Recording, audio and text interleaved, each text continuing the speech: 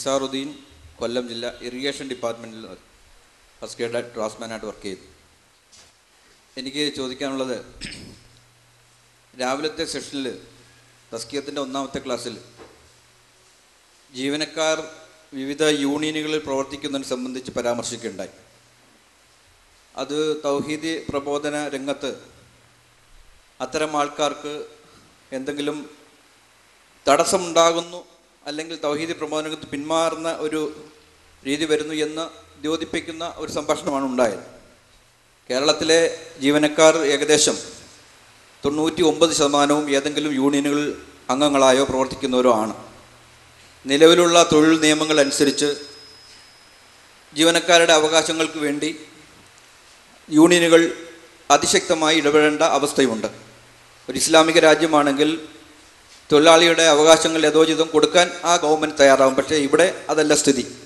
അതുകൊണ്ട് പ്രബോധന രംഗത്ത് നിൽക്കുന്ന ഒരു മുസ്ലിമിനെ സംബന്ധിച്ചിടത്തോളം ഒരു യൂണിയനിൽ പ്രവർത്തിക്കുന്നതിന് അദ്ദേഹത്തിന് ഏത് പരിധിവരെ പോകാൻ കഴിയും? അത് ഒന്ന്. അതിനോടൊപ്പം തന്നെ ഇന്ന് കേരളത്തിലെ എല്ലാ സർക്കാർ ഓഫീസുകളിലും വിദ്യാലയങ്ങളിലും ജീവനക്കാരൻ നേരിടുന്ന ഒരു പ്രധാന പ്രശ്നം, എല്ലാ ഓഫീസുകളിലും ദിനം ബഹുഭൂരിപക്ഷം വരുന്നവർ മുസ്ലിമുകളാണ്. അവരുടെ വിശ്വാസപരമായി ബന്ധപ്പെട്ട അല്ലെങ്കിൽ പുണ്യ സ്ഥലങ്ങളിൽ നിന്നുള്ള അവർ പുണ്യമെന്ന് കരുതുന്ന ഭക്ഷണ പദാർത്ഥങ്ങൾ എല്ലാ ഓഫീസുകളിലും വളരെ വളരെ സന്തോഷത്തോടെ അവർ കൊണ്ടുവന്ന് വിളമ്പാറുണ്ട്. ചുരുങ്ങിയ ആൾക്കാർ 2, 3, 5 മുസ്ലിം എംപ്ലോയികളാണ് അവിടെ ആ ഓഫീസിലുണ്ടാവുന്നത്. തൗഹീദിൽ അടിയുറച്ച് വിശ്വസിക്കുന്ന ഒരാൾ അല്ലെങ്കിൽ 2 ആൾ സ്നേഹപുരസരം അത്തരം ഓഫറുകൾ നിഷേധിക്കുകയും അവിടെ ഇരിക്കുന്ന ബഹുഭൂരിപക്ഷം വരുന്ന മുസ്ലിം എംപ്ലോയികൾ വളരെ സന്തോഷത്തോടു കൂടി അത് സ്വീകരിക്കുകയും ചെയ്യും. സ്വാഭാവികമായും ഈ സ്വീകരിക്കാതിരുന്നയാൾ അവിടെ ചോദ്യചിഹ്നമാവുകയാണ്. യഥാർത്ഥത്തിൽ എന്നെ സംബന്ധിച്ചിടത്തോളം നമ്മുടെ തൗഹീദി പ്രബോധനത്തിന് വളരെ പെട്ടെന്ന് വെട്ടിത്തെളിച്ച് കിട്ടുന്ന ഒരു പാന്താവായിരിക്കും അത്. അവിടെ വെച്ച് നമുക്ക് തൗഹീദ് പ്രബോധനം നടത്തുകയും നമ്മുടെ ദഅവത്ത് അവിടെ ആരംഭിക്കുകയും ചെയ്യാം. പക്ഷേ ഈ രംഗത്ത് നമ്മുടെ സംഘടനാപരമായി എന്ത് നിലപാട് നമുക്ക് എടുക്കാൻ കഴിയും എന്നുള്ളത് ഒന്ന് വിശദീകരിക്കണം. ഈ 2 ചോദ്യമാണ് എൻ്റെ ഉത്തരം. നമ്മൾ എംപ്ലോയീസ് യൂണിയനുകളിൽ പങ്കെടുക്കുന്നതിനെ കുറിച്ചാണ് 1ാമത്തെ ചോദ്യം. എന്താണ് രാവിലത്തെ പ്രസംഗൻ സൂചിപ്പിച്ചതെന്ന് എനിക്കറിയില്ല. പക്ഷേ ഏതായിരുന്നാലും എല്ലാ യൂണിയനുകളിൽ നിന്നും വിട്ട് ഓടായി ഒറ്റയാനായി മനുഷ്യന്മാരുമായിട്ടൊന്നും ബന്ധമില്ലാതെ പള്ളി, നേരെ വീട്, അത് കഴിഞ്ഞാൽ പിന്നെയും പള്ളി, അത് കഴിഞ്ഞാൽ സംഘടനയുടെ ഓഫീസ്, ഇങ്ങനത്തെ ഒരു ജീവിതം നയിക്കുവാൻ വിധിക്കപ്പെട്ടവനല്ല സത്യത്തിൽ മുസ്ലിം. മുസ്ലിം ജീവിക്കുന്നവനാണ്, അവൻ പച്ചയായി ജീവിക്കുന്നവനാണ്. പക്ഷെ ആ ജീവിത വ്യവഹാരത്തിൻ്റെ രംഗത്ത് ആദർശം കൈവിടാത്തവനാണ്. തീർച്ചയായും ഒരു എംപ്ലോയി എന്നുള്ള നിലക്ക് യൂണിയനുകൾ അനിവാര്യമാകുന്ന സാഹചര്യങ്ങൾ ഏറെയുണ്ട് എന്ന് എന്നെക്കാളും നിങ്ങൾക്കറിയാം. ആ യൂണിയനുകളിൽ നിന്ന് 100% മാറി നിന്നിട്ട് പലപ്പോഴും നമ്മുടെ ഒരു തൊഴിലാളി എന്നുള്ള നിലക്കല്ല, ഒരു ഉദ്യോഗസ്ഥൻ എന്നുള്ള നിലക്ക് പല പ്രശ്നങ്ങളിലും ഇടപെടാൻ തന്നെ സാധ്യമല്ലാത്ത അവസ്ഥാവിശേഷം ഉണ്ടാകും.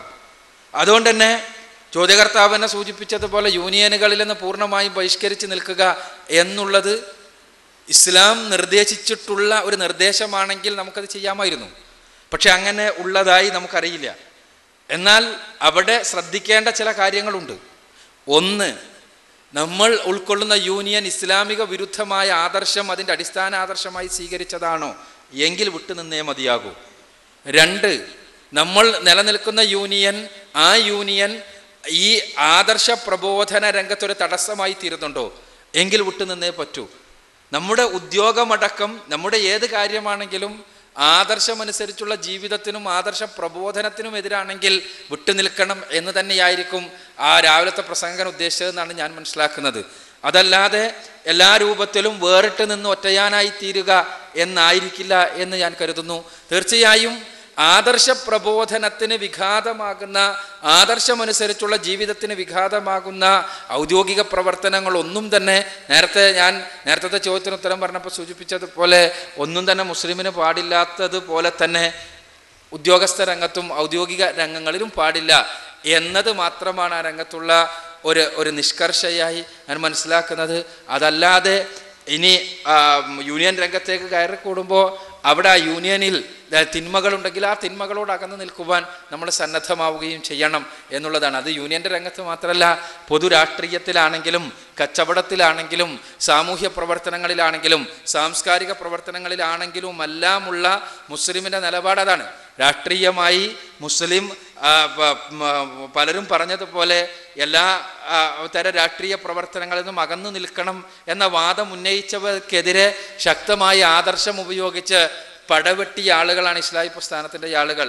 രാഷ്ട്രീയത്തിൽ സജീവമായി പങ്കെടുക്കണമെന്നും ആ ഒരു രാജ്യത്തിൻ്റെ രാഷ്ട്ര പുനർനിർമ്മാണ പ്രവർത്തനങ്ങളിൽ നമ്മളുടേതായ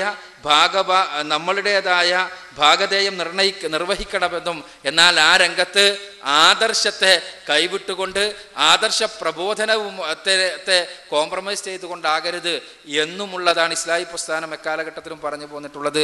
അതുതന്നെയാണ് ഈ രംഗത്തുമുള്ള ഇസ്ലാഹി പ്രസ്ഥാനത്തിൻ്റെ കാഴ്ചപ്പാട് എന്നാണ് ഞാൻ മനസ്സിലാക്കുന്നത്. രണ്ടാമത്തെ പ്രശ്നം സുഹൃത്ത് സൂചിപ്പിച്ചതുപോലെ തന്നെ നമ്മൾക്ക് നമ്മളുടെ ഒരു ഐഡൻറ്റിറ്റി ഉണ്ടെങ്കിൽ ആ ഐഡൻറ്റിറ്റിയും നമ്മൾ നിലനിൽക്കുന്നത് സത്യത്തിലാണ് എന്ന് ഉറച്ച വിശ്വാസം ഉണ്ടെങ്കിൽ ആദർശ പ്രബോധനത്തിന് ഏത് പ്രതികൂല സാഹചര്യങ്ങളെയും മാറ്റാൻ കഴിയും എന്നുള്ളതാണ് യാഥാർത്ഥ്യം. നമുക്ക് നമ്മളെക്കുറിച്ചൊരു കോംപ്ലക്സ് ഉണ്ടാകുമ്പോഴാണ് എല്ലാ പ്രശ്നവും വരുന്നത്. സത്യത്തിൽ ഇങ്ങനത്തെ ഒരു ചോറ് വരുമ്പോൾ ആ ചോറിനോട് നമ്മൾ കാണിക്കുന്ന എന്തെങ്കിലും ഒരു ഭക്ഷണത്തിനോട് നമ്മൾ കാണിക്കുന്ന നിസ്സഹകരണം, അല്ലെങ്കിൽ നമ്മളത് കഴിക്കണില്ല, എന്തുകൊണ്ട് എന്ന് കൃത്യമായി മനസ്സിലാക്കി കൊടുക്കാൻ, അത് നമ്മുടെ ബാക്കി ജീവിതത്തിലും കൂടി പ്രകടിപ്പിക്കപ്പെടുന്ന അവസ്ഥാവിശേഷം ഉണ്ടാകുമ്പോൾ സ്വാഭാവികമായും ഇത് ഒരു പ്രബോധന മാധ്യമമായി തീരുകയാണ് ചെയ്യുക. ഇത് നമ്മളുടെ എല്ലാം അനുഭവമാണ്. സത്യത്തിൽ നമുക്കറിയാവുന്നതുപോലെ ഇന്നത്തെ സാഹചര്യത്തിൽ എന്ന് പറഞ്ഞാൽ മുഖത്ത് വളർന്നു നിൽക്കുന്ന രോമം മുതൽക്ക് പ്രശ്നമാണല്ലോ. പക്ഷേ ഈ രോമത്തെ ഏതൊരു പ്രശ്ന സാഹചര്യത്തിലും എങ്ങനെ ദഅവത്തിനു വേണ്ടി ഉപയോഗപ്പെടുത്താൻ കഴിയും എന്ന് നമ്മൾ പരിശോധിച്ച് കഴിഞ്ഞാൽ ഉപയോഗിച്ച് കഴിഞ്ഞാൽ ഇതിനെല്ലാറ്റിനും മാർഗം ഉണ്ടാകുന്നുള്ളതാണ് സത്യം. അതേസമയം ആ രംഗത്ത് വർഗീയത നമ്മൾക്കില്ല എന്നും കൂടി മനസ്സിലാക്കി കൊടുക്കാൻ കഴിഞ്ഞാൽ എളുപ്പമാകും. ക്രിസ്മസിന് കൊണ്ടുവരുന്ന കേക്കിനോടും മൗലൂദിന് കൊണ്ടുവരുന്ന ചക്കരച്ചോറിനോടും ഒരേ നിലപാട് പുലർത്തുന്ന ഒരാളെ സംബന്ധിച്ചിടത്തോളം അയാൾ പറഞ്ഞു കൊടുക്കുന്നത് എന്തുകൊണ്ട് നമ്മൾ ഇത് ഇങ്ങനെ എന്ന് കൃത്യമായി പറഞ്ഞു കൊടുക്കുകയും കൂടി ചെയ്തു കഴിഞ്ഞാൽ നമ്മുടെ ബാക്കി ജീവിതത്തിലും അവർ ഈ ഇസ്ലാമിനെ കാണുമ്പോൾ അത് ദഅവത്തിന് മാർഗമായി തീരും എന്നുള്ളതാണ് സത്യം. അത് ആണ് ചോദ്യകർത്താവും സൂചിപ്പിച്ചത്. അതെല്ലാവർക്കും സ്വീകരിക്കാവുന്നതാണ്. അതേ സമയത്ത് നമ്മളെന്തെങ്കിലും പറഞ്ഞാൽ അവരെന്താ കരുതുക, നമ്മളെന്തെങ്കിലും പറഞ്ഞാൽ ആകെ നമ്മൾ ഒറ്റപ്പെട്ടു പോകൂലേ, നമ്മൾ വർഗീയവാദിയാന്ന് വിചാരിക്കൂലേ, നമ്മളെ പറ്റി എന്താ അവർ കരുതുക, ഇതെല്ലാം നമ്മളുടെ ധാരണപ്പിശകുകളാണ്. ധാരണപ്പിശകുകൾ മാത്രമാണ്. സത്യത്തിൽ അത് നമ്മൾ തുറന്ന് പറയുമ്പോഴാണ് യഥാർത്ഥത്തിൽ തുറസ്സുണ്ടാവുക. അത് നല്ല രീതിയിൽ ഗുണകാംക്ഷയോടുകൂടി ആവുകയും മറ്റ് രംഗങ്ങളിലെല്ലാം സഹകരണവും ഇസ്ലാമിൻ്റെ ജീവിത രീതിയും പ്രകടമാക്കുകയും ചെയ്യാൻ കഴിയണം എന്നിടത്താണ് നമ്മൾ ശ്രദ്ധിക്കേണ്ടത്. ജീവിതത്തിൽ മുഴുവൻ കൈക്കൂലി വാങ്ങുക, എന്നിട്ട് ക്രിസ്മസിൻ്റെ കേക്കിനോട് മാത്രം വിരോധമാകുമ്പോൾ തീർച്ചയായും അതുകൊണ്ട് പ്രത്യേകിച്ച് കാര്യമൊന്നും ഉണ്ടാവില്ല. മുന്നിലൂടെ എല്ലാം കൈക്കൂലിയും വാങ്ങും, പിന്നെ ക്രിസ്മസിന് കേക്ക് വരുമ്പോൾ മാത്രം അതിനെതിരെ ഭയങ്കര പ്രസംഗം നടത്തിയാൽ അതുകൊണ്ട് പ്രത്യേകിച്ച് കാര്യമൊന്നും ഉണ്ടാവില്ല. അതേസമയം നമ്മുടെ ജീവിതത്തിൽ എല്ലായിടത്തും ഈ തൗഹീദിൻ്റെ ജീവിതം നമ്മളിൽ ഉണ്ടാവുകയും അതേസമയം ഈ രംഗത്ത് വിശദീകരിക്കാൻ സന്നദ്ധമാവുകയും ചെയ്യുകയാണെങ്കിൽ അത് ദഅവത്തിന് ഉപയോഗിക്കാൻ പറ്റും. സുഹൃത്തിൻ്റെ അനുഭവം തന്നെ എല്ലാവർക്കും പരീക്ഷിക്കാവുന്നതാണ്.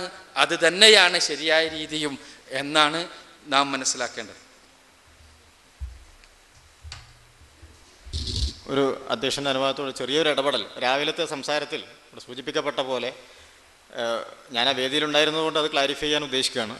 യൂണിയന് എതിരിലുള്ള ഒരു പ്രസ്താവനയായിരുന്നില്ല അദ്ദേഹം നടത്തിയത്, മറിച്ച് ഇന്നത്തെ ഇത്തരം സ്ഥാപനങ്ങളിലുള്ള സാഹചര്യം പറഞ്ഞപ്പോൾ പൊതുവായി യൂണിയൻ പ്രവർത്തനങ്ങളിൽ വ്യാപൃതരാവുകയും അടിസ്ഥാനപരമായ മറ്റ് സംഗതികൾ ശ്രദ്ധിക്കാൻ സമയമില്ലാതെ പോവുകയും ചെയ്യുന്നതിനെ സംബന്ധിച്ച് സൂചിപ്പിക്കുക മാത്രമാണ് ചെയ്തത് എന്നാണ് വേദിയിലുണ്ടായിരുന്ന എനിക്ക് ബോധ്യപ്പെട്ടത്. ഇവിടെ പല ആളുകളും ഉണ്ടായിരുന്നതാണ്. ഇപ്പോൾ യൂണിയൻ ഒരു ഹറാമാണ്, നിഷിദ്ധമായ സംഗതിയാണ് എന്ന നിലക്ക് ധ്വനിപ്പിക്കുന്ന ഒരു സംസാരം ഉണ്ടായിട്ടില്ല എന്ന് ക്ലാരിഫൈ ചെയ്യാണ്. അദ്ദേഹം ഇവിടെ സ്ഥലത്ത് തന്നെ ഉണ്ട്, വേണമെങ്കിൽ അദ്ദേഹത്തിന് ക്ലാരിഫൈ ചെയ്യാവുന്ന സംഗതിയാണ്. അപ്പം അങ്ങനെ ഉദ്ദേശിച്ചിട്ടില്ല.